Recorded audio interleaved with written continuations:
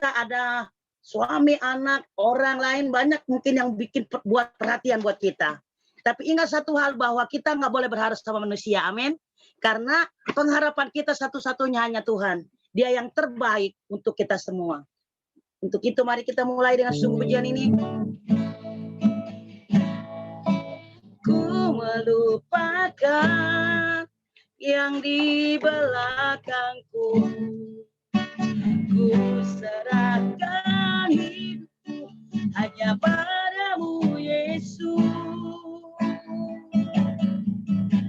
dan ku berlari kepada tujuanku. Kau beriku hari yang baru, yang lama telah berlalu. Rencanamu, oh Tuhan, indah bagiku, tak terbatas oleh pikiranku. Firman-Mu ya Nabi, sumber kekuatan, Kau pengharapanku, Kau terbaik bagiku. Haleluya. Mari kita kembali dari atas, katakan, ku melupakan. Ku melupakan yang di belakangku, ku serahkan diriku yang lama telah berlalu, dan ku berlari kepada tujuanku. Kau beriku hari yang baru, yang lama telah berlalu. Rencanamu, oh Tuhan, rencanamu, oh Tuhan, indah bagiku, tak terbatas oleh pikiranku. Firman-Mu ya Nabi, sumber kekuatan, Kau pengharapanku, Kau terbaik bagiku. Rencanamu, oh Tuhan, indah bagiku, tak terbatas oleh pikiranku. Firman-Mu ya Nabi, sumber kekuatan, Kau pengharapanku, Kau terbaik bagiku. Kau terbaik bagiku. Haleluya. Kau terbaik bagiku. Kau terbaik bagiku. Haleluya. Kau yang terbaik bagi kami, Tuhan. Haleluya. Haleluya. Apapun yang terjadi di belakang kami, Tuhan, itu tidak akan menghalangi kami untuk melangkah ke depan untuk lebih baik. Kami melupakan semua apa yang di belakang kami dan mengarahkan pandangan kami kepada panggilan surgawi. Haleluya. Karena semua rencana-Mu yang terbaik, rencana-Mu indah bagi kami, Tuhan. Haleluya. Terima kasih Tuhan buat segala kebaikan-Mu.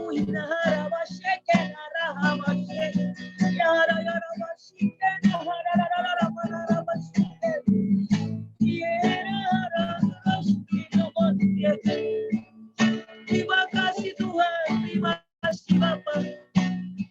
Terpujilah nama di atas segala nama, Tuhan yang berkuasa. Kami duduk di kaki-Mu, kami bersatu menyembah-Mu, memuji-Mu, karena di dalam doa dan pujian ada kuasa yang dahsyat. Haleluya, haleluya, haleluya. Engkau baik Tuhan. Terima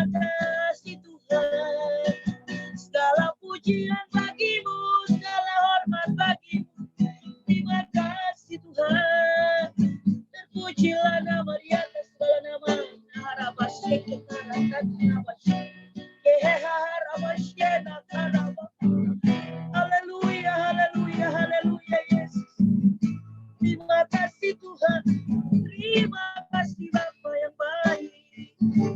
Kami sembah Tuhan, kami puji Tuhan. Kami muliakan Engkau Tuhan. Kami tinggikan, kami sanjung Engkau. Haleluya. Terima kasih Tuhan. Terima kasih Tuhan.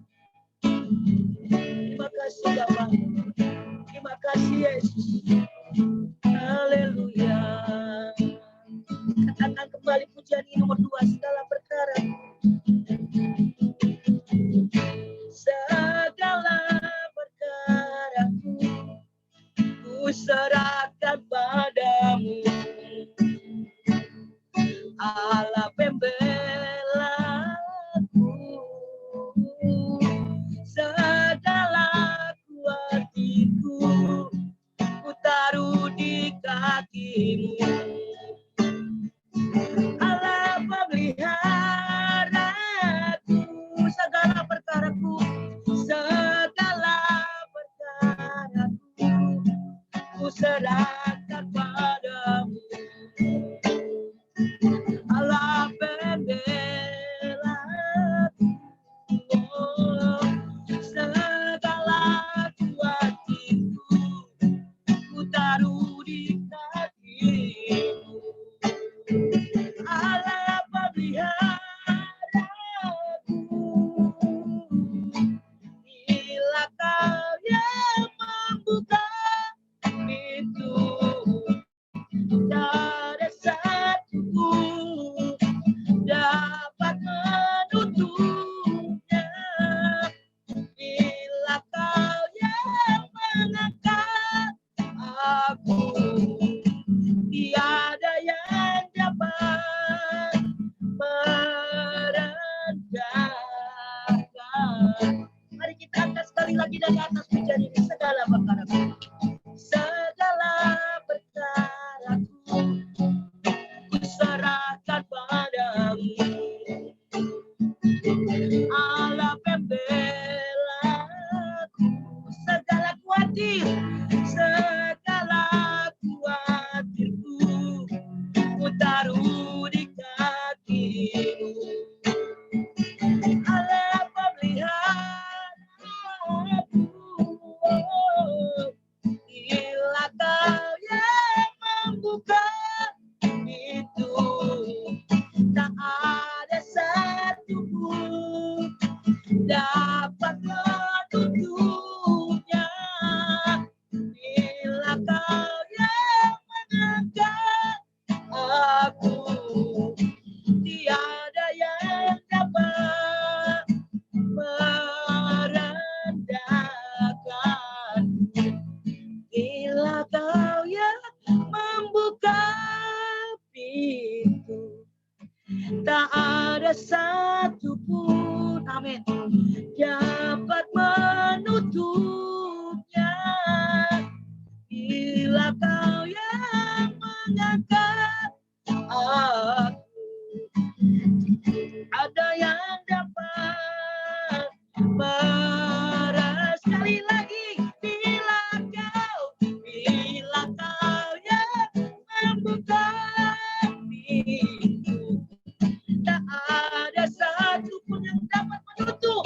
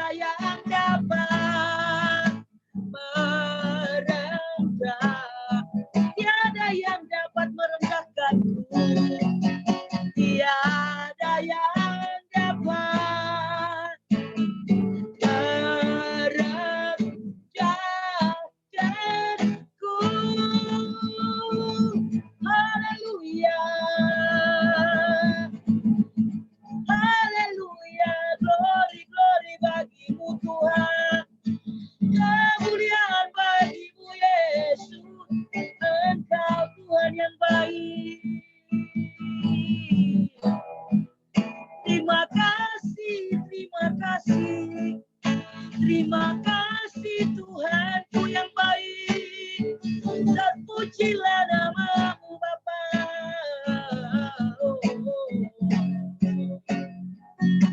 Pujian syukur kami bawa di hadapan-Mu. Sebab Engkau Tuhan yang baik.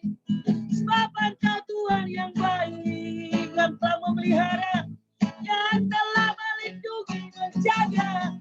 Memagari kami, melindungi kami sampai hari ini. Semua karena kebaikan-Mu Tuhan.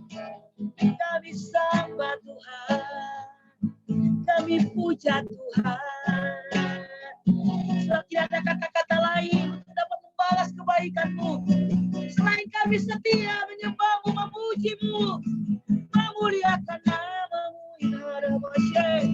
Yesus Engkau baik, haleluya.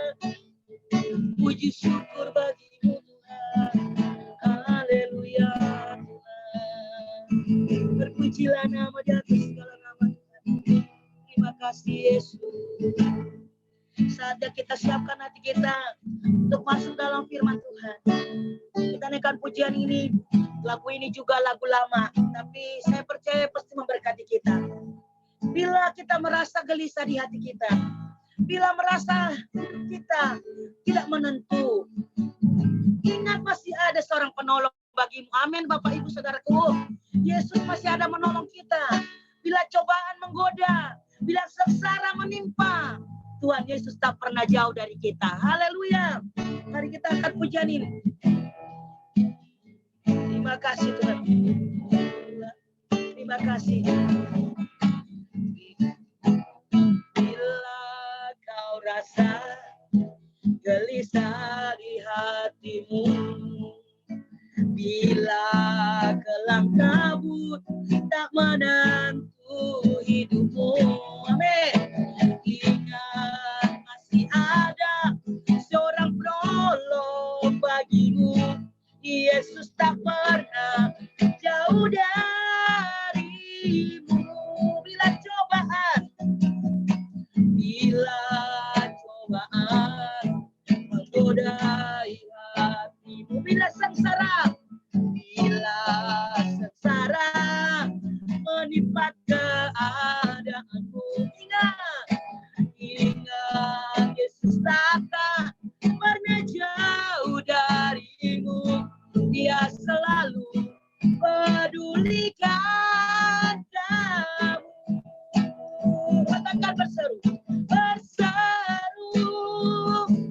dan memanggil namanya. Berdoa dia akan segera menghampiri dirimu. Percaya dia tak jauh darimu. Yesus hanya sejauh doa. Bila kau rasa gelisah di hati, bila kelam kabut tak menentu hidupmu, ingat masih ada seorang tolong bagimu. Yesus tak pernah jauh darimu. Bila cobaan menggodai hatimu, bila sengsara menimpa keadaanmu, ingat Yesus takkan pernah jauh darimu. Yesus tak pedulikan kamu. Mari berseru memanggil namanya. Berseru dan memanggil namanya. Berdoa dia akan segera menghampiri dirimu. Percaya dia tak jauh darimu. Yesus hanya sejauh doa. Katakan dengan lembut Bapak Ibu Saudara. Berseru, amin. Dan memanggil namanya, amin. Berdoa dia akan segera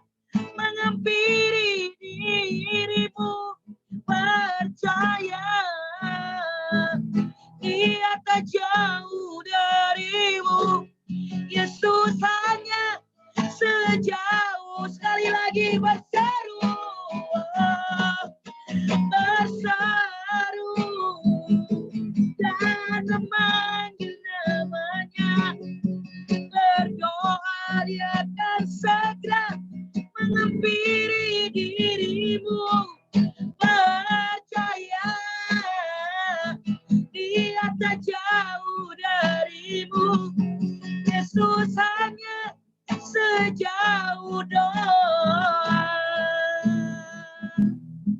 Yesus hanya sejauh doa. Yesus hanya sejauh doa. Haleluya. Engkau tidak sejauh, engkau sejauh doa. Kami berdoa memanggil nama-Mu Tuhan. Engkau hanya sejauh doa. Artinya ketika kami berdoa, ketika kami duduk diam berdoa kepada-Mu, di situ Engkau ada dan Engkau akan mendengar setiap doa-doa kami Tuhan. Begitu kami mau terus memohon dan berdoa kepada-Mu, karena Engkau hanya sejauh doa. Engkau ada dekat dengan kami jika kami berdoa kepada Tuhan. Engkau dekat dengan kami jika kami sungguh-sungguh berdoa kepada-Mu, karena Engkau hanya sejauh doa. Terima kasih Tuhan. Terima kasih Yesus. Sekali lagi katakan rapnya dengan sungguh. Berseru dan memanggil namanya. Berdoa dia akan segera menghampiri dirimu. Percaya Yesus tak jauh darimu. Yesus hanya sejauh doa. Percaya dia tak jauh darimu. Dia tak jauh dari kita semua teman-temanku. Yesus hanya sejauh doa. Haleluya. Serahkan kepada hamba-Nya. Ya. Ya, mari kita satukan untuk berdoa. Bapa di surga, kami mengucap syukur untuk puji-pujian yang sudah diberikan. Tuhan, Engkau sudah mengurapi kami semua pada siang hari ini. Tuhan, biarlah Tuhan Engkau bukakan, singkapkan firman kebenaran Engkau buat setiap kami Tuhan. Amin. Terima kasih, kami mau mendengarkan suara-Mu Tuhan. Biar suara-Mu itulah yang membuat hidup kami berubah. Lebih cinta, lebih mengasihi Engkau. Amin. Terima kasih Tuhan. Dalam nama Yesus kami berdoa. Amin. Haleluya, amin. Ya, pada siang hari ini saya ingin membagi tentang kisah Ayub ya. Tapi saya mau bagi dari kisah Ayub ini 1 sampai pasal 42. Cuman yang intinya aja saya ambil ya supaya kita mengerti. Kitab Ayub ini sebenarnya aneh juga ya. Maka Alkitab itu mesti kita nggak boleh lihat dari satu pasal aja atau dari satu ayat yang kita baca, tapi dia mesti kita lihat ada connectingnya dengan pasal perjanjian baru, perjanjian lama ya. Jadi kalau dalam kitab Ayub ini kita berawal daripada kitab Ayub perjanjian lama, tapi kita berakhir dengan perjanjian baru ya. Ini yang saya mau sharingkan pada siang hari ini. Mari kita lihat dulu. Ayub 1 ayat 1. Coba. Ya cepat ya saya bacakan. Tapi ibu-ibu resapi ya. Soalnya kalau disuruh baca nanti terlalu lama ya. Ya. Ayub 1 ayat 1 ya. Kita udah tidak asing. Tapi kita mau ambil inti makna tentang pembahasan dari Ayub ini ya. Kesalehan Ayub dicoba. Nah ini judulnya kesalehan Ayub dicoba ya. Ada seorang laki-laki di tanah Uz bernama Ayub. Orang itu saleh dan jujur. Ia takut akan Allah dan menjauhi kejahatan. Ya, kalau kita lihat sosoknya Ayub ini adalah baik ibu-ibu. tentu kalau kita udah melihat dia begitu, orang ini saleh, berarti orang ini bijak, ya. Orang ini pun jujur. Itulah kalau manusia jujur itu benar-benar kita kagumi ya. Kalau zaman sekarang orang berjujur itu mungkin manusia bisa dihitung. Yang mana yang jujur ya.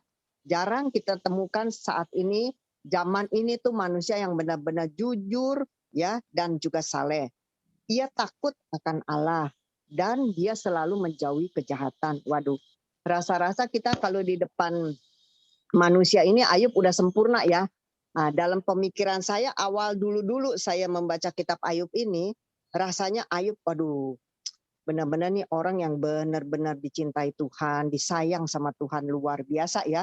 Karena kita lihat dong orangnya menjauhi kejahatan, orangnya saleh ya, dan juga orangnya juga bijaksana lagi, takut akan Tuhan lagi. Kekurangan apa dalam pribadi Ayub begitu ya? Sulit zaman sekarang kita menemukan orang seperti ini ya. Tapi kita lihat kalau orang sempurna itu bukan berarti dia bukan orang berdosa ya. Sesempurnanya manusia itu tidak seperti perfect seperti Tuhan ya. Jadi kita lihat nih ya, sosok yang begitu sempurna tetapi kenapa masih ada cobaan yang datang dalam hidupnya ya. Sebenarnya kan memang manusia itu tidak luput dari pencobaan. Tapi kalau kita berpikir lagi, waktu zaman dulu tuh saya pikir ya, waduh Ayub ini udah begitu sempurna hidupnya, udah begitu disayang Tuhan luar biasa ya. Aduh kalau orang seperti Ayub ini kita rasanya bagaimana gitu ya buat pribadi kita sendiri, diri kita ini kayak bangga gitu ya. Aduh saya bisa begini, saya bisa takut Tuhan, saya bisa menjauhi kejahatan. Itu udah suatu luar biasa dalam pribadi kita ya. Tapi kita lihat ini, kenapa dia bisa mendapatkan pencobaan? Udah bukan pencobaan yang ringan loh. Kalau saya baca lagi semalam nih ya, tentang kitab dia nih, tentang ceritanya Ayub ini, dia bukan mendapat pencobaan kayak kita biasa gitu. Oh sakit apa? Sakit pusing, kering, baik. Ya. Oh sakit apa? Oh sakit perut, nah, tinggal makan obat ataupun ke dokter yang lebih berat, kita sembuh ya. Tapi Ayub ini gak begini loh. Dia mendapat pencobaan ini yang luar biasa loh. Pertama dia mendapat pencobaan, harta bendanya habis. Ya, semua hewan, harta benda habis semuanya. Ya, anak-anaknya juga. Hidupnya juga kurang baik ya. Anak-anak Ayub ya, coba lihat anak-anak Ayub 10. Sempurna kan Tuhan kasihkan?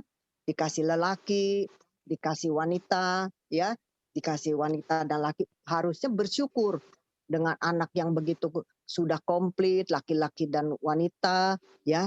Sebenarnya Ayub tuh udah happy hidupnya. Tapi kenapa Ayub tidak bisa begitu menerima pencobaan begitu, ya? Kita lihat coba ya, bahkan harta bendanya habis karena dia dirampok sama orang-orang Sheba. Dia tinggal di Tanah Uz. Tanah Uz itu dekat dengan bagian padang pasir ya, padang gurun itu ya, padang gurun. Jadi mungkin orang-orang ini di padang gurun tuh kan nggak ada apa-apa, jadi suka ada perampokan, suka ada gerilya tiba-tiba begitu ya. Tiba-tiba muncul segerombolan orang-orang yang merampok ya. Ntar bisa lagi nanti bisa ada lagi tuh orang-orang segerombolan nggak tahu dari mana juga bisa lagi gitu merampok orang-orang gitu ya. Nah jadi pada saat itu Ayub juga dirampok ya, dengan semua harta benda dia juga habis juga ya. Tapi kita lihat coba nih Ayub, bagaimana responnya Ayub, coba kita lihat dulu ya. Kita lihat ayat 21 nih dan 22, saya bacakan biar cepat ya. 21 dan 22, lihat dalam dia menghadapi pencobaan, kita lihat nih 21 katanya, dengan telanjang aku keluar dari kandungan ibuku, dengan telanjang juga aku akan kembali ke dalamnya. Tuhan yang memberi, Tuhan juga ya, Tuhan juga yang mengambil. Terpujilah nama Tuhan. Lihat, dalam kesemuanya itu Ayub tidak berbuat dosa. Dia tidak menuduh Allah berbuat kurang yang patut. Ya, waduh, kita benar-benar ini manusia yang benar-benar teruji boleh dibilang ya. Dalam pencobaan yang begitu, coba kalau kita udah jual rumah satu misalnya untuk kebutuhan, kita juga aduh kok Tuhan sampai rumah saya dijual ya. gitu. Mungkin kita bisa berpikiran seperti itu sebagai manusia normal ya. Tapi Ayub lihat, walaupun dia udah mendapatkan pencobaan yang begitu berat pun dia tetap bilang terpujilah nama Tuhan. Malah istrinya yang bukan diharapkan Ayub untuk berada di sampingnya sebagai penolong, malahan istrinya yang terus kutuki Tuhanmu, matilah engkau. Waduh, serem ya kalau punya istri seperti itu. Kalau saya lihat ya, aduh itu ngeri banget tuh ya. Jadi kondisi yang demikian bukannya menopang Ayub saat dia kesusahan begitu, tetapi istrinya malahan suruh mengutuki Allahnya. Tetapi Ayub bilang apa? Ibu-ibu sudah tahu ya, jawaban Ayub adalah masa kita mau menerima yang baik saja dari Tuhan. Kita tidak mau menerima pencobaan seperti ini. Waduh, itu kalau kita lihat benar-benar udah manusia yang boleh dibilang dah zaman sekarang, apalagi udah zaman pandemi ini orang bisa mengucap syukur sama Tuhan aja udah bagus. Kalau dari mulut kita bisa mengucap syukur sama Tuhan aja zaman pandemi begini, saya rasa itu manusia yang tahu keberadaan Tuhan, siapa Tuhannya ya, gitu. Nah, itu dia Ayub. Jadi lihat, ini benar-benar ya, Allah memuji. Allah benar, Allah memuji Ayub, tidak salah. Allah juga memuji Ayub, bukan manusia. Ya, Allah pun memuji Ayub. Lihat, Allah tahu keluarganya Ayub ya. Jadi Allah juga mengizinkan. Jadi Ayub ini adalah pencobaan, dikasih cobaan ini melalui si iblis. Benar-benar ya. Nah, nanti kita lihat nih, kenapa sampai Tuhan juga memakai iblis untuk memberikan Ayub pencobaan seperti ini. Nah, kita lihat coba ya ceritanya nih. Jadi apakah tujuan Tuhan dalam penciptaan manusia? Jadi rencana Tuhan sama rencana manusia itu lain. Kalau di pandangan kita itu Ayub sudah baik, sudah bagus, sudah sempurna ya. Bahkan sampai habis harta bendanya pun juga, bahkan anak-anaknya berbuat dosa pun dia yang menguduskan gitu ya, sampai dia memberikan juga persembahan binatang untuk Tuhan, membereskan semua dosa anak-anaknya. Sampai begitu, coba lihatin ya, luar biasa manusia ini kalau saya lihat Ayub ya, gitu. Tapi kita lihat, jangan salah, apa tujuan Allah dalam penciptaan manusia. Jadi memang Tuhan itu menciptakan kita itu ada maksud dan tujuan yang tertentu. Ya, bukan sekedar kita diciptakan, dia juga bisa pakai, Tuhan juga bisa pakai iblis untuk juga mengoceh hidup kita, untuk kita juga sadar, untuk kita juga bertobat sungguh-sungguh gitu dalam kebanggaan kita sebagai manusia ya. Nah, ini kita lihat dulu apa tujuan Allah untuk umatnya dia ciptakan. Coba kita lihat dulu ya. Kita lihat Ayub 10 ayat 2. Kita buka Ayub 10 ayat 2. Terus ya, ini mah dia ke belakang. Nah, kita baca gampang, tinggal kita ikutin aja. Ayub 10 ayat 2 kita lihat ya. Ya. Nah, ya. Nih, apakah judulnya ya? Apakah maksud Allah dengan penderitaan? Nah, kita lihat nih ya. Ayat 2. Aku akan berkata kepada Allah, ya, Ayub ini. Jangan mempersalahkan aku, Tuhan, beritahukanlah aku mengapa engkau berperkara dengan aku. Jadi dia itu sampai menjadi orang tuh benar-benar dia mengoreksi diri dia. Sampai dia mau tahu kenapa sampai dia bisa menderita seperti ini. Bahkan bukannya hartanya habis aja anak-anak. Ibu-ibu kan tahu ya ceritanya Ayub ini sampai dia borokan. Borokan itu bukan borokan biasa ibu-ibu, yang borokan ringan. Cuman kita borokan seperti bisul satu atau apa, kita pakai obat langsung salep-salep langsung beres. Ini sampai dia juga satu seluruh badan itu sampai dia pakai beling, ibu-ibu coba bayangin. Kalau orang udah pakai beling berarti tuh gatel, sakit, itu yang luar biasa ya. Jadi bukan penderitaan yang ringan kalau saya bilang tuh. Ya mungkin melebihi orang kusta kali ya. Begitu sampai dia pakai beling begitu. Nah, tapi dia mulai menyadari, dia mulai bertanya kepada Tuhan, ya. Yang tadi kita udah baca ayatnya tuh, sampai dia bilang, jangan mempersalahkan aku, Tuhan, beritahukanlah aku, kasih tahu dong Tuhan, ya. Mengapa saya bisa berperkara begini nih dengan Tuhan? Ya, dia selalu bertanya. koreksi diri. Bagaimana Tuhan saya bisa begini? Ya, jadi ini Ayub memang sebenarnya orang benar-benar bijaksana kalau saya bilang ya, kalau saya renungin ya. Benar-benar dia mau tahu kesalahan dia, kan orang suka mengelak gitu ya. Udah salah pun kadang-kadang mengelak gitu. Udah tahu jelas-jelas dia salah, tapi manusia itu sifatnya kadang-kadang mau mengelak, membela diri. Aku nggak salah kok, si A lah, si B lah, si siapa. Ya, tapi Ayub itu tidak begitu. Dia malah bertanya kepada Tuhan, ya, apa kesalahan dia Tuhan? Bahwa dia juga tidak, kita lihat sekarang, lanjut lagi ayat 13. Tadi 2, sekarang Ayub 10 ayat 13. Yuk. Ya, kita lihat rahasianya Ayub nih. Menarik sekali cerita ini, lihat. Ayat 13, tetapi inilah yang kau sembunyikan di dalam hatimu. Aku tahu bahwa inilah maksudmu. Ya, mungkin Ayub tuh sambil bertanya-tanya ya, mungkin dia juga ada batin yang untuk bicara sama dia ya, dia juga batinnya bekerja. Jadi dia bilang, Tuhan, mungkin ada sesuatu nih yang Tuhan sembunyikan buat saya nih ya, yang mungkin saya tidak tahu juga Tuhan. Nah, bahwa inilah mungkin maksud Tuhan, tapi Tuhan kasih saya tahu dong maksudnya apa nih kejadian seperti ini ya, sampai dia juga ingin Tuhan bukakan dong semuanya yang kau sembunyikan di dalam hatimu apa sih Tuhan.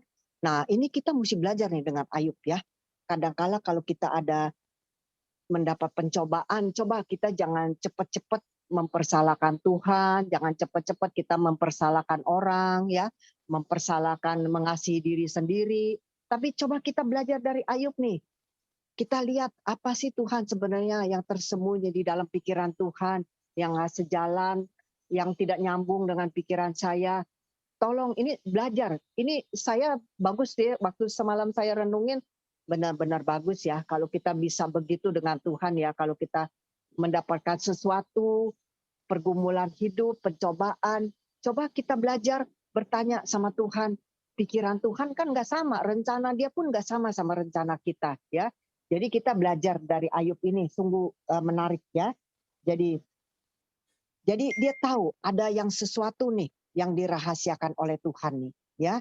Jadi benar-benar Ayub menyadari gitu. Ya, kita lihat lagi sekarang. Kita lihat di Efesus 3 ya, ayat 4 dan 5. Nah, kita lihat. Ini nyambung terus ceritanya bagus ya. Maksudnya kita bisa tahu pada endingnya tuh apa gitu. Kita lihat Efesus 3. Saya aja sampai bolak-balik dari semalam ini ke Alkitab. Seru bacanya tuh ya. Efesus 3 kita lihat nih. Ayat sampai ayat 4 dan 5 dulu. Saya mau unjukin dulu ini. Ayat Efesus 3 ayat 4 dan 5 ya. Ya. Ayat 3. Yaitu bagaimana rahasianya dinyatakan kepadaku dengan wahyu, seperti yang telah ya kutulis di atas dengan singkat. Apabila kamu membacanya, kamu dapat mengetahui daripadanya pengertianku akan rahasia Kristus. Ya, nah ini dia.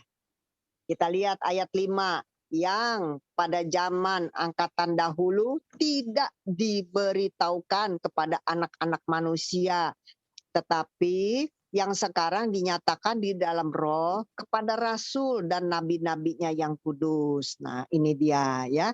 Jadi ini rahasia panggilan orang-orang yang bukan Yahudi termasuk kita. Ya, jadi kita mesti tahu nih ya. Di sini dikatakan ayat 4 ya, mulai ayat 4 aja. Apabila kamu membacanya, kamu dapat mengetahui daripadanya pengertianku akan rahasia Kristus. Ya, jadi kalau kita membaca, kita mencari di dalam Alkitab, kita akan mendapatkan rahasia Kristus. Ya, kalau kita tidak membaca, kita tidak mengerti ada rupanya di Alkitab ini ada rahasia Kristus. Ya, apabila kamu membacanya, kamu dapat mengetahui daripadanya pengertian akan rahasia Kristus yang pada zaman dulu itu Tuhan sembunyikan. Ya, tetapi sekarang Tuhan mau nyatakan kepada para orang-orang kudusnya, ya, kepada rasul, kepada orang-orang kudusnya. Bingung juga Tuhan ya, kadang-kadang rahasia-rahasia Tuhan itu benar-benar tersembunyi. Ya, memang benar kalau nggak disingkapkan kita juga nggak bisa tahu ya. Tapi kalau disingkapkan kita minta sama Tuhan, kasihlah pengertian, kasihlah pemwahyuan tadi dibilang ya. Mesti ada rahasia wahyu itu turun atas kita. Baru ini bisa terbuka semua. Baru kita bisa mengerti cerita tentang Ayub ini dari pasal 1 sampai pasal 42 ya. Tadi ya saya dari dulu juga cuma menilai, iya Ayub hebat ya orangnya. Aduh kalau saya bisa seperti Ayub seperti ini, wah disayang banget deh sama Tuhan. Pemikiran saya dulu begitu, baca berkali-kali kitab Ayub, dijelaskan di gereja berkali-kali juga begitu. Pemikiran saya tuh dari dulu Ayub ini hebat, Ayub ini luar biasa ya. Kita bangga dengan Ayub ini dari dulu ya. Tapi kita lihat tuh, ternyata di sini ada rahasia Allah ya, yaitu kita lihat ayat 9 sekarang, Efesus 3 ayat 9. Nah, kita tinggal mundur aja. Tadi ayat 5, sekarang ayat 9. Lihat. Ya. Dan untuk menyatakan apa isinya tugas penyelenggaraan rahasia yang telah berabad-abad tersembunyi itu dalam Allah yang menciptakan segala sesuatu ya. Untuk menyatakan apa sih isinya tugas-tugas itu ya, yang disembunyikan tuh sebagai rahasia yang telah berabad-abad tersembunyi. Coba ibu-ibu tuh liatin tuh, kitab Ayub ini tersembunyi berabad-abad ibu-ibu. Baru kita tahu, mungkin saya juga baru tahu mungkin 2 minggu yang lalu kali ya, begitu baru tahu juga gitu ya. Kalau enggak juga kita nggak tahu, kita mempikiran Ayub wah orang hebat, orang benar, dia memang orang yang dipuji Tuhan. Kan dia bilang sama iblis apa Tuhan juga, apakah engkau juga keliling Ayub melihat juga Ayub ini, hambaku Ayub yang begitu saleh ya. Jadi memang Tuhan juga bisa pakai si iblis ini untuk mengecohkan hidupnya Ayub. Memang Tuhan punya rencana di balik ini, bukannya Tuhan jahat ya, tapi memang kadang-kadang manusia kita juga mesti mendapatkan penderitaan atau pencobaan. Di balik semuanya itu kita bisa lihat endingnya tuh, oh ya Tuhan benar baik.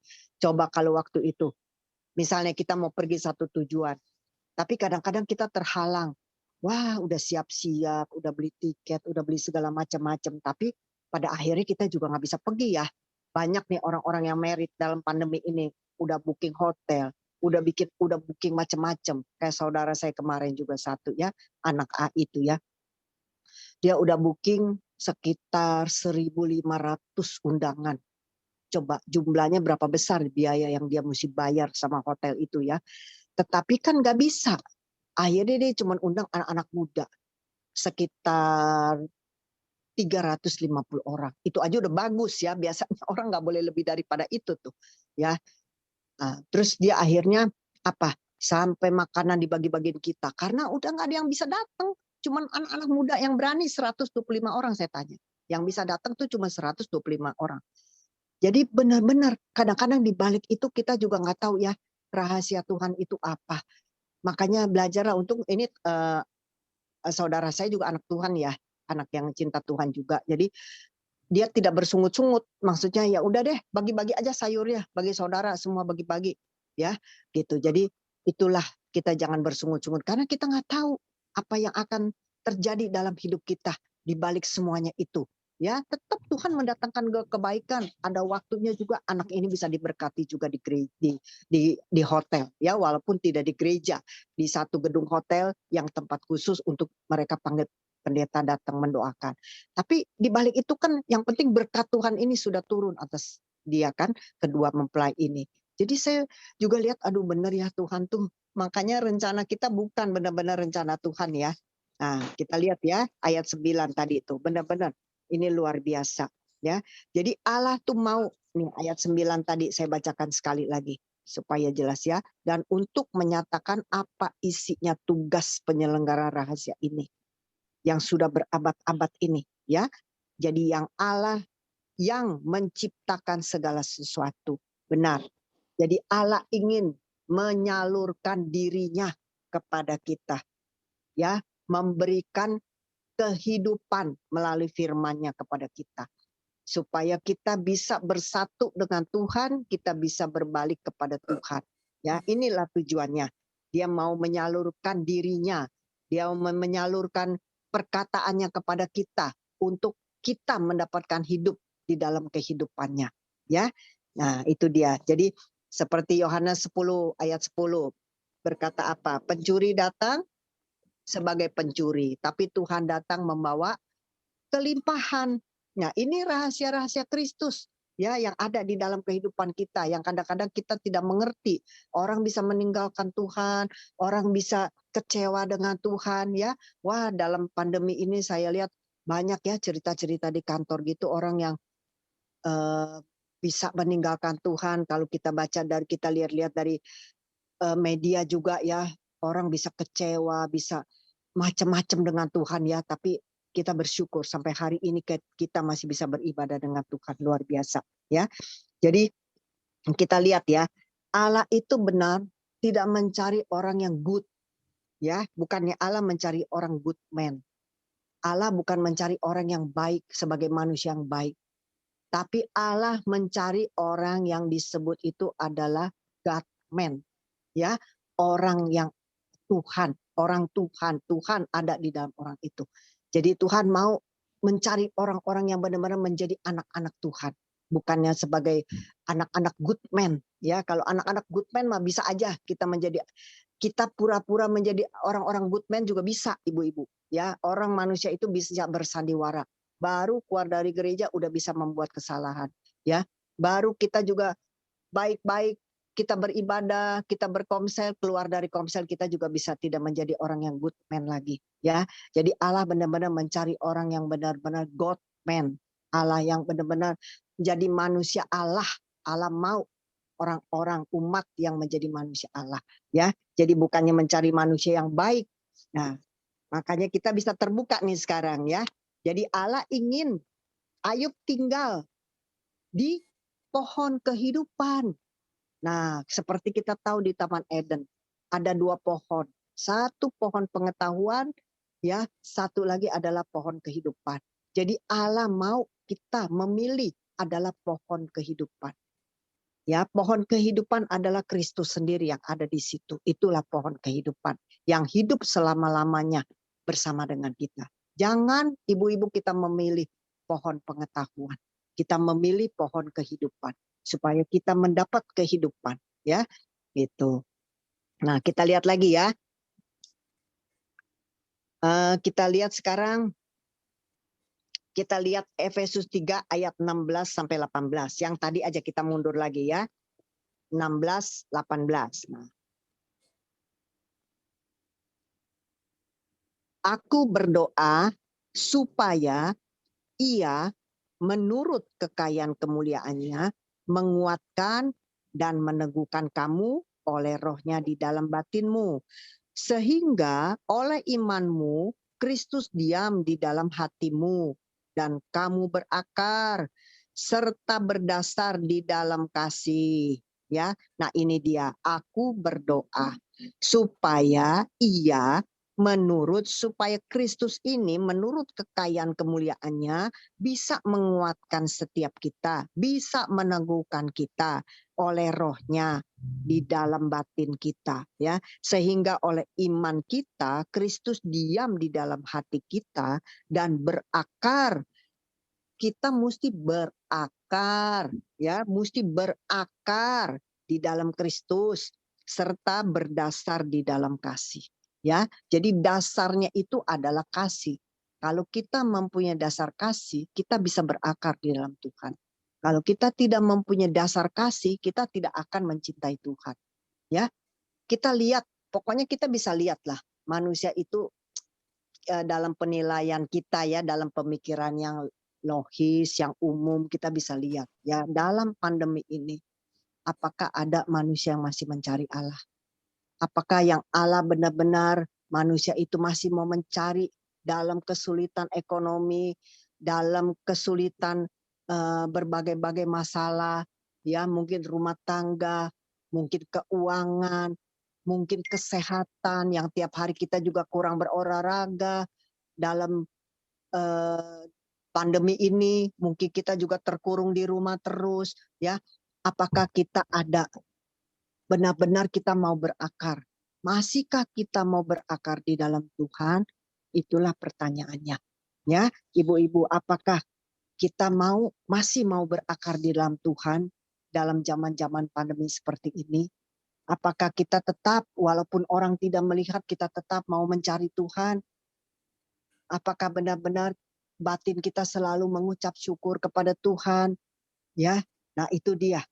Ya, makanya kita belajar ya ibu-ibu ya, untuk dalam pandemi ini kita tetap menjadi orang-orang yang dikasihi Tuhan, ya, supaya kita berusaha berakar di dalam Tuhan, ya, supaya rahasia itu semua bisa kita dapatkan.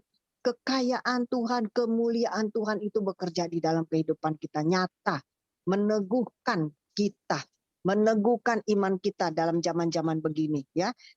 Kita bisa tergoyang loh imannya kalau zaman-zaman begini. Apalagi kalau mendapat pencobaan, pergumulan berat, ya, waduh, luar biasa ya. Saya ada satu teman, semalam baru saya hibur dia lagi. Jadi ini orang cinta Tuhan ya, teman saya ini memang dia sejak kecil dia cinta Tuhan gitu ya. Jadi dia tuh mendapat pencobaan, tadi pagi dia melakukan operasi ya. Dia beroperasi, jadi semalam saya tahu saya tanya jam berapa kamu operasi, dia bilang siang ini dia operasi. Jadi saya bilang kalau bisa kamu tidur pagian supaya kesehatan kamu tuh baik besok kondisinya ya, jangan tidur terlalu malam dan kamu jangan usah banyak pikiran. Saya bilang, saya kasih dia ayat Immanuel, saya kuatkan dia ya. Ya terima kasih banyak Bu Yuni nasihatnya, kekuatan ya. Ya kita bisa menolong apa? Hanya dengan doa, hanya dengan memohon kuasa Tuhan bekerja buat teman-teman kita yang mungkin dalam keadaan yang situasi yang benar-benar tidak mengenakan dia ya pada saat itu. Tapi dalam situasi ini tetap kita mesti berakar. Kalau kita tetap berakar, kita tetap teguh. Kayak teman saya ini teguh benar kalau saya lihat ya. Kita yang udah merasa hatinya, aduh gimana ya, sampai kita udah sepakat sama teman-teman tuh, yuk kita doakan. Kita doakan gak ada jemu-jemu, kita doakan sepakat ya. Kita doakan sepakat, kita selalu begitu aja yang bisa kita lakukan ya. Tapi buat dia mah teguh aja imannya gitu. Karena memang dia sudah berakar. Bagusnya orang kalau sudah berakar ya begitu ya. Jadi dia teguh menghadapi apapun juga ya. Nah, kita nggak tahu itu orang sehat loh teman saya loh. Nggak bilang dia orang sakit-sakitan, enggak.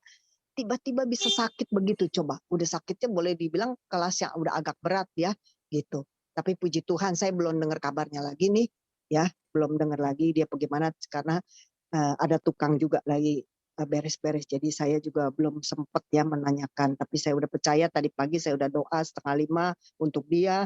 Saya percaya Tuhan sudah menolong teman-teman kita ini ya. Jadi kita mesti sepakat ibu-ibu ya, kalau ada apa-apa kita dukung dalam doa. Itulah tugas-tugas kita sebagai anak-anak Tuhan ya. Ya kita lihat lagi ya. Kita lihat sekarang, kita balik lagi ke Ayub. Kita lihat ke Ayub 6 dulu ya. Ayub 6:30, kalau udah kita lanjut ya. Ayub 19 ayat 9. Yuk kita lihat dulu Ayub 6. Kita balik lagi ya. Jadi kita udah tahu ya tujuan Allah itu adalah dia ingin menyalurkan pribadi dia kepada Ayub ya.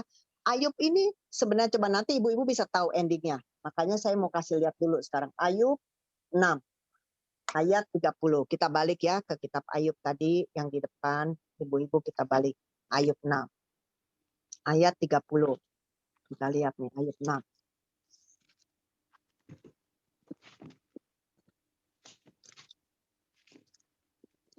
Ayub 6 ayat 30.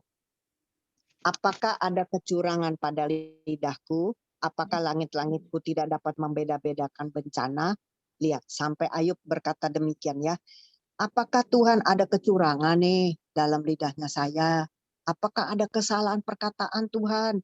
Ya mungkin begitu ya istilahnya ya. Gitu. Apakah langit-langitku tidak dapat membedakan bencana? Sampai dia begitu. Ya, luar biasa Ayub ini. Dia selalu bertanya-tanya, mengkoreksi, nggak diem. nggak menyalahkan Tuhan, nggak menyalahkan si A, si B, tidak menyalahkan siapa-siapa. Pokoknya dia mengkoreksi diri dia sendiri. Dia mau bertanya sampai benar-benar Tuhan kasih dia jawaban yang tepat. Baru dia tahu. Ya, luar biasa Ayub ini kalau saya lihat. Nah, sekarang kita lihat lagi Ayub 19. Kita mundur lagi. Ayub 19, kita buka ayat 9. Kita lihat.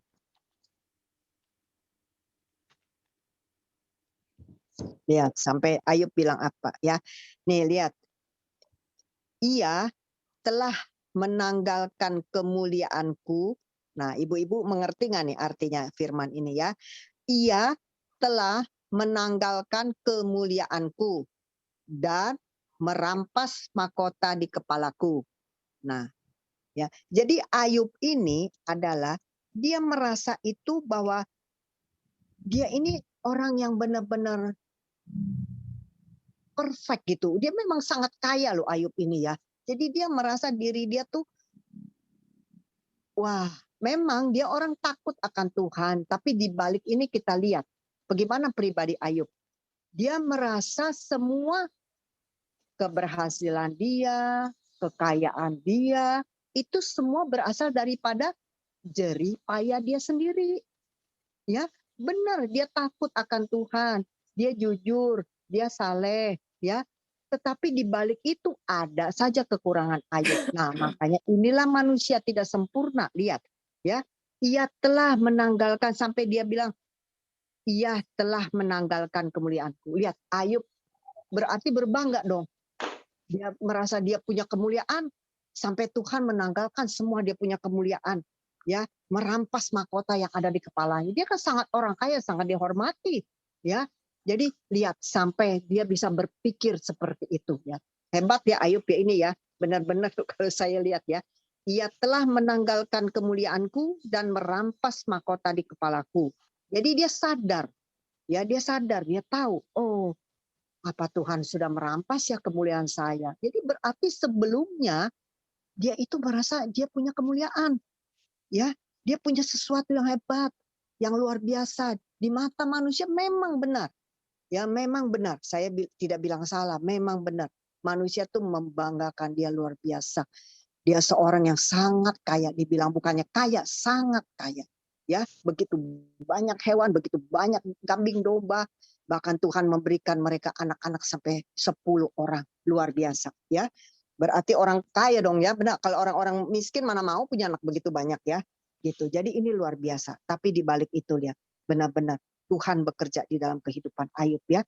Tuhan ingin agar Ayub ini mengenal Tuhan, ya, bahwa dia ada hidup ada di alam yang salah.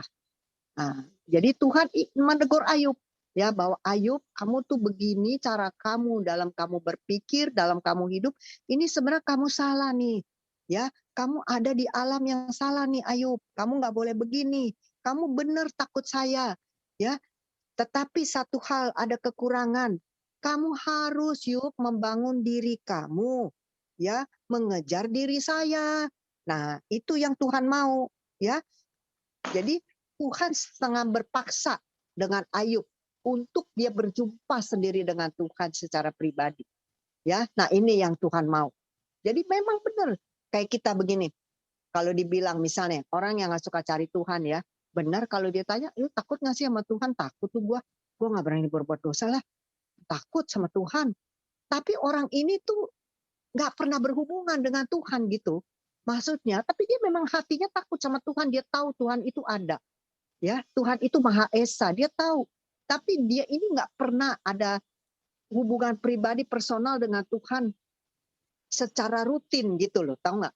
Ya, Tuhan kan maunya kita selalu berjumpa dengan Allah setiap waktu, bercakap-cakap dengan Dia, ya.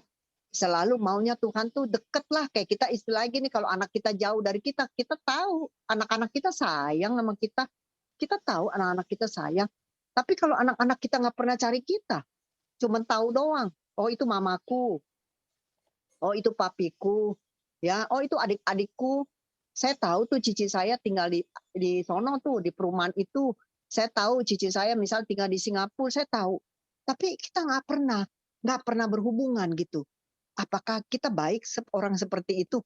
Maksudnya kita tahu, tapi kita nggak pernah mau berhubungan baik dengan orang tua kita, gitu. Dengan adik-adik kita, mungkin dengan papi kita nggak mau datang, kita nggak mau nengok, ya, kita nggak mau ambil waktu gitu untuk kita bersatu dengan dia, ya, bercakap-cakap dengan orang tua kita, ya, gitu. Jadi inilah kekurangan Ayub sebenarnya. Ya, sebenarnya buat dia sebagai manusia dia sudah punya batin yang baik kok. Dia sudah punya karakter yang baik, ya, gitu. Jadi memang ini nggak salah di mata Tuhan pun Ayub teruji loh menjadi manusia yang benar-benar baik ya di mata Tuhan. Dia memang sudah teruji. Tapi kekurangannya adalah dia kurang berhubungan baik dengan Tuhan, kurang bersatu, kurang mencari Tuhan, ya. Ini dia. Jadi kita belajar ya. Jadi pengalaman Ayub kita belajar nih dari cerita Ayub ini. Jadi benar-benar Allah membongkar manusia lama Ayub ini. Nggak boleh Yub kamu berpikir seperti itu. Benar, saya tahu kamu tuh hatinya takut sama saya. Tapi kamu nggak pernah Yub cari saya. Kamu nggak pernah berdoa sama saya. Nggak pernah kamu berhubungan baik dengan saya Yub. Benar, saya tahu kamu hatinya takut sama saya. Kamu tahu ada saya, ada Tuhan yang Maha Esa di mata engkau di dalam kehidupanmu Yub. Tapi kenapa kamu nggak mau mencari aku Yub? Nah, istilah kita begitu gitu, ya. Jadi nggak mau. Jadi benar-benar Tuhan sampai bilang kamu hidup di alam yang salah. Nggak boleh kamu hidup seperti itu. Jadi benar-benar Tuhan kembalikan Ayub. Ditarik dengan paksa, diberikan apa? Pencobaan yang berat. Ya, sampai Ayub tadi ayat yang saya sudah kasih sampai dia bisa bertanya-tanya. Sampai benar-benar Tuhan kasih dia kesadaran gitu. Ya, Tuhan kasih kesadaran untuk benar-benar dia bisa kembali kepada Tuhan, menjalin hubungan yang baik lagi dengan Tuhan, ya. Nah, inilah cerita Ayub. Jadi betapa luar biasa ya kalau saya lihat gitu ya Ayub ini, wah bagus ceritanya ibu-ibu. Menarik sekali cerita Ayub ini ya, sampai Tuhan bisa memakai iblis untuk mengoceh si Ayub, ya, gitu. Tapi Tuhan bukan punya tujuan jahat. Jadi itu caranya Tuhan lah, kita nggak bisa tahu benar nggak, ya. Jadi ada juga yang Tuhan bisa pakai, misalnya orang-orang jahat di antara kita. Ada juga Tuhan bisa pakai orang-orang penipu di antara kita yang bisa memakan duit kita melalui bisnis kita. Bisa juga Tuhan pakai teman-teman seiman kita juga yang menjahati kita. Bisa aja cara Tuhan tuh luar biasa. Tapi dalam pembahasan Ayub, cerita Ayub ini adalah Tuhan bisa memakai iblis untuk mengoceh hidup Ayub. Ya, sebenarnya Tuhan tujuannya tuh tidak jelek, tidak salah. Cuman dia hanya ingin kalau dia nggak kasih pencobaan begini, Ayub tetap tidak sadar. Tetap Ayub hidup di dalam kebanggaan dirinya. Ya, yang tadi kita udah baca, dia tetap hidup di dalam kemuliaannya, dia tetap hidup di mahkota kemuliaannya. Jadi Tuhan nggak mau, Tuhan itu adalah yang cemburu. Dia mau untuk kita selalu memuliakan namanya, walaupun kita kaya, walaupun kita berlebihan, tetap Tuhan yang mesti dijunjung dalam hidup kita. Ya, nah inilah cerita Ayub. Kita bisa ambil maknanya, bagus sekali ini makna dalam cerita Ayub ya. Jadi kita belajar untuk menjadi manusia seperti yang Tuhan kehendaki, bukan atas kehendak kita. Jadi biarlah dalam penderitaan kita koreksi untuk diri kita. Banyak bertanya kepada Tuhan. Tuhan akan memberikan jawaban yang pasti buat hidup kita. Sampai benar-benar kita menyadari bahwa kita adalah manusia yang mesti taat kepada kehidupan Tuhan, ya, kepada kebenaran firman-Nya. Nah, ya mungkin itu aja yang saya bisa bagi. Kalau ibu-ibu bisa baca kembali kitab Ayub ya, dari 1 sampai 42 itu sungguh cerita menarik ya. Tapi memang kita memakan waktu ini dalam membaca, saya juga memakan waktu banyak ya. Sampai kemarin saya ulang-ulang lagi ya, supaya benar-benar dalam hidup kita ini punya makna yang baik ya di dalam Tuhan ya. Jadi karena kita lihat nanti saya kasih aja ayatnya dalam kesimpulannya ya. Kejadian 1:26 kita harus hidup serupa dengan gambarnya ya. Yang tadi Filipi 3 coba sebagai penutup. Filipi 3 ayat 7 dan 8. Coba kita baca ya sebagai akhir dari firman ini. Kita lihat Filipi 3.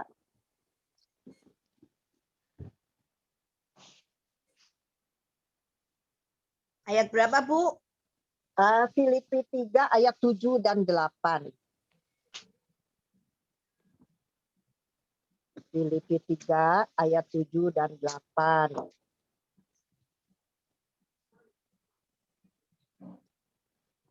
Ya, coba boleh dibaca ibu-ibu yang sudah mendapatkan sebagai penutup ya, kita lihat ya.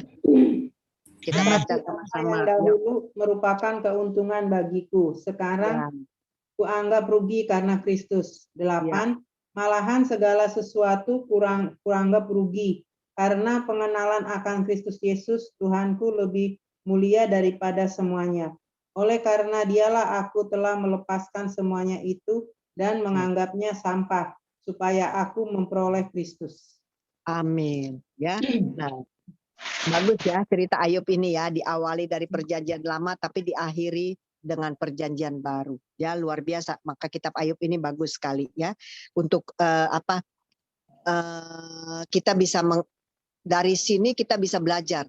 Kalau ada segala sesuatu dalam kehidupan kita, mungkin ada kebangkrutan, mungkin ada dimakan orang, mungkin ada ditipu orang ya. Mungkin kita bisa mendapatkan sesuatu yang tidak baik di dalam hidup kita. Mungkin sakit penyakit juga bisa ya. Tapi kita belajar untuk kita bertanya dengan Tuhan, kita mengoreksi diri kita seperti Ayub ya. Pada akhirnya Ayub juga mendapat jawaban daripada Tuhan ya. Nah, inilah kita belajar. Jadi nggak boleh kita menganggap kemuliaan kita itu hebat, mahkota kita tuh hebat ya. Tapi kita belajar dari kitab Ayub ini, jangan meninggikan apapun yang kita punya, semua adalah kita kembalikan kepada kemuliaan Tuhan ya. Saya rasa udah sampai di sini saja. Ibu Yuni, Ya. saya baru tahu, terima kasih, bagus banget nih. Baru saya sadar tadi 19 ayat 9 di Ya. Ayub bahwa lalu saya pikir-pikir kenapa Ayub seorang yang soleh masih diuji. Ternyata selama dia hidup itu dia membanggakan diri dia, pantesan. Ya, betul, benar. Baru lihat. Ya. Jadi memang dia dia membanggakan kemuliaan dia yang tadi dibilang mahkota dia, karena dia orang yang sangat kaya sekali. Jadi keberhasilan dia itu adalah dia menganggap dari jeripaya dia gitu loh ya. Nah, jadi maka saya bilang belajar dari cerita ini sungguh menarik sekali, bagus ya. Tuhan berkati ya ibu-ibu ya. Mari kita belajar. Allah itu maksudnya Bapak itu maunya lu inget gua deh gitu loh. Ini semua dari gua, bukan dari lu. Jadi dia mau ngomong-ngomong selama berlimpah-limpahnya Ayub, dia nggak nyampe-nyampe. Pada suatu waktu dia begini sesuai iblis juga kan. Betul. Jadi sesuai iblis, jadi dia okein aja. Sampai penderitaan yang dia udah nggak bisa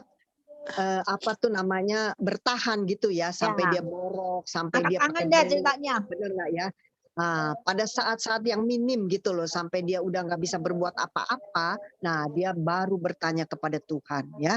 Luar biasa ini, sampai istrinya suruh mengutuki teman-teman sekitarnya, memang tidak meninggalkan dia, tetapi bagi sharing yang kurang baik itu jawaban kepada dia, kepada Ayub ya. Gitu. Jadi ini kita belajar dari cerita Ayub ini sungguh menarik, bagus sekali ya. Kalau ibu-ibu ya, bagus sekali. Ya, kira-kira Tuhan berkati ya ibu-ibu ya. Amin. Ya. Mari kita berdoa syafaat ya. Ada yang mau didoakan ibu-ibu? Mau, siang. Kenapa siang?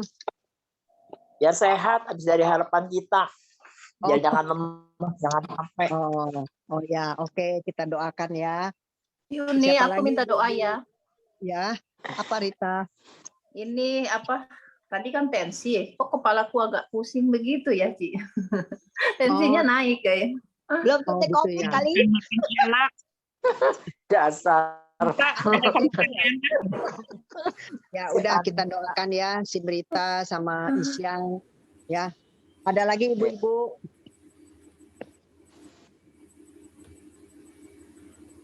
Kalau nggak ada, kita satukan hati ya. Mari kita. Saya juga dong. Ya, kenapa Norma? Saya. Ini ya. Iya, Jen. Kenapa Jen? Saya Soalnya- Yeni, Tuhan Iya, nanti Suaranya hilang. tanggal 1 April kan saya baru vaksin kedua kali. Ya, Minta vaksin kedua kali, tanggal 1 April minta tolong Tuhan kesehatan saya biar berpulih. siapa tuh? Jenny Setiaji ya. Ya, Tahu Jadi suaranya.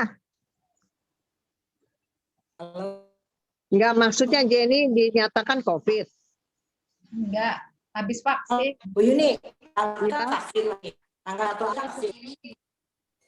Enggak. Ya habis vaksin enggak COVID. Tanggal 1 balik lagi. Tanggal Ya. 1 kan vaksin kedua. Ya. Vaksin Oh, vaksin kedua. Siapa Ibu Yeni ya? Ya, minta. Ya, Bu Yeni. Oh, 1 iya, iya. April saya vaksin kedua, minta Tuhan kesehatannya ya bagus seperti sekarang. Iya, oke. Gitu. Kita doakan ya. Nah, Yuk, kita Makasih satukan banyak. hati ya. terima kasih banyak. Tuhan, terima Oke. kasih untuk firman-Mu, untuk pujian yang sudah kami dengar, yang sudah kami nyanyikan bersama untuk memuliakan nama-Mu. Kami bersyukur Tuhan, Engkau luar biasa dalam hidup kami. Tuhan, kami juga mau berdoa saat ini untuk kawan kami, kawan sekerja kami Tuhan, kawan seiman kami, yaitu Isyang Tuhan. Berikanlah dia kekuatan, kalau dia baru pulang dari rumah sakit, kiranya Tuhan berikan dia kekuatan. Kasih kekuatan ekstra Tuhan dalam keadaan seperti ini, biar tubuhnya menjadi sehat, tubuhnya menjadi kuat. Tuhan, tolong Isyang, supaya oleh bilur kuasa-Mu, Isyang juga boleh dijamah, dikasih kekuatan oleh Tuhan sendiri. Terima kasih Tuhan. Kami serahkan Isyang ke dalam tangan-Mu Tuhan. Kau selalu ada karena Engkau adalah Immanuel, Allah yang menyertai dia. Terima kasih Tuhan. Kami juga berdoa untuk Ibu Yeni, kiranya Tuhan juga kasih dia kekuatan. Tuhan, biar tubuhnya boleh kembali normal seperti sedia kala Tuhan. Sehingga benar-benar tubuhnya tuh boleh mendapatkan juga kekuatan yang baru, pemulihan, supaya benar-benar dia bisa seperti semula bekerja dengan baik, kan, menjalankan kehidupan dengan baik dan sehat. Terima kasih ya Tuhan, Kau bekerjalah di dalam kehidupan Ibu Yeni, punya kesehatan jasmani, baik juga rohani. Tuhan berikan terus dia berakar Tuhan di dalam Engkau. Terima kasih ya Tuhan. Kami serahkan Ibu Yeni ke dalam tangan-Mu. Tuhan, kami juga mau berdoa untuk juga Ibu Simrita. Kiranya Tuhan, kalau dia juga ada darahnya naik sedikit, Tuhan juga menjamah. Saat ini kuasa-Mu Tuhan, supaya menjamah Simrita Tuhan.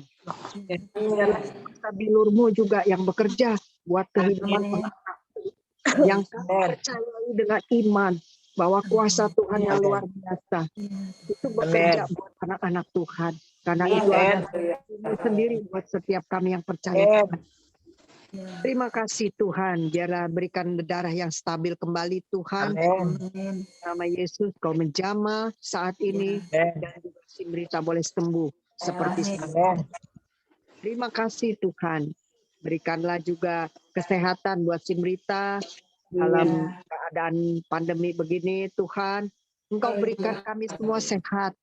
Amin. Biarlah Tuhan dalam keadaan pandemi ini kami juga terus dipelihara oleh Tuhan yang baik, dicukupkan dalam segala sesuatu yang kami butuhkan. Tuhan cukupkan, Tuhan sediakan buat kami orang-orang yang mengasihi Tuhan. Terima kasih ya Tuhan Yesus untuk kebaikan-Mu Tuhan Yesus. Terima kasih Bapa, terpujilah nama Engkau. Berkatilah gembala kami Bapak Marsudi, keluarga, anak-anak, menantu. Tuhan memberkati. Biarlah keluarga ini juga boleh terus dipelihara dengan baik keluarga ini Tuhan. Kami juga berdoa untuk anaknya Susan, cucunya Susan Kai. Biarlah Tuhan juga menjamah cucunya Susan Tuhan. Dari hari ke hari kami akan melihat pemulihan yang Tuhan kerjakan buat dalam kehidupan Kai.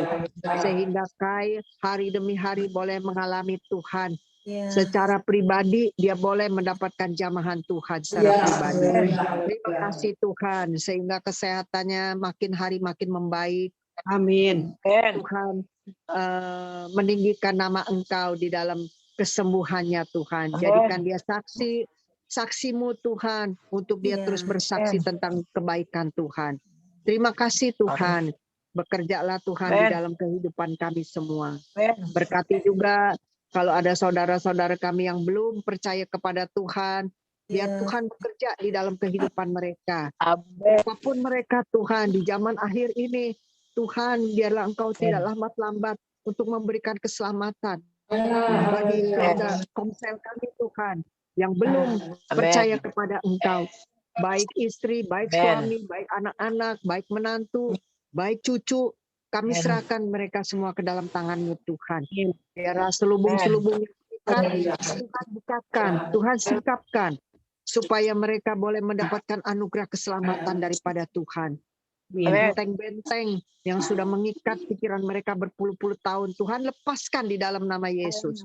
Terima kasih Tuhan. Kasih kemerdekaan Tuhan buat mereka, sehingga mereka tidak terlambat untuk mencari Engkau Tuhan. Terima kasih ya Tuhan. Kami serahkan semua saudara kami ini Tuhan, teman-teman seiman kami ke dalam tangan-Mu Tuhan Yesus. Berkati juga kami ucap syukur untuk Mama Anita yang sudah kembali dari rumah sakit. Kasih Oma ini kesehatan, kekuatan Tuhan. Biarlah di rumah dia boleh lebih sehat lagi Tuhan. Kami berdoa juga untuk ipar Anita yang dalam terapi ini Tuhan juga turut bekerja Tuhan. Kami percaya hari demi hari AI ini semakin sehat dan semakin sehat. Terima kasih Tuhan, kami serahkan pengobatan AI ini ke dalam tangan-Mu. Biar Tuhan turut bekerja mendatangkan kesembuhan buat AI ini ya Tuhan. Terima kasih untuk kesehatan Ali pun kami berdoa Tuhan supaya Ali dari hari ke hari boleh mendapatkan jamahan Tuhan sehingga dia boleh lebih sehat dan lebih sehat lagi Tuhan. Terima kasih Tuhan. Terima kasih ya Bapa. Oh Tuhan, terpujilah nama Engkau. Kami akan mengakhiri juga ibadah kami ini Tuhan. Biarlah Tuhan jamah semua teman-teman seiman kami, terutama komsel, mereka lebih mengasihi dan mencintai Tuhan. Tuhan, biar kita sama-sama boleh ambil bagian ibadah. Sama-sama Tuhan. Jangan kami lalaikan ibadah. Karena Tuhan menyuruh kami untuk kami rajin beribadah. Untuk kami rajin berdoa Tuhan. Menantikan waktu Tuhan yang baik. Terima kasih Tuhan. Supaya kerajinan kami tidak kendur Tuhan. Tapi kami tetap bertahan, berakar. Terus di dalam Tuhan. Terima kasih Tuhan. Terima kasih Bapa. Kami mengucap syukur untuk siang menjelang sore hari ini Tuhan. Terpujilah nama Engkau. Berkatilah ibadah kami minggu depan Tuhan. Biar kami boleh sama-sama beribadah bersama-sama Tuhan. Nama Engkau kembali. Terima kasih. Mari kita mengangkat tangan kita. Terimalah berkat Tuhan.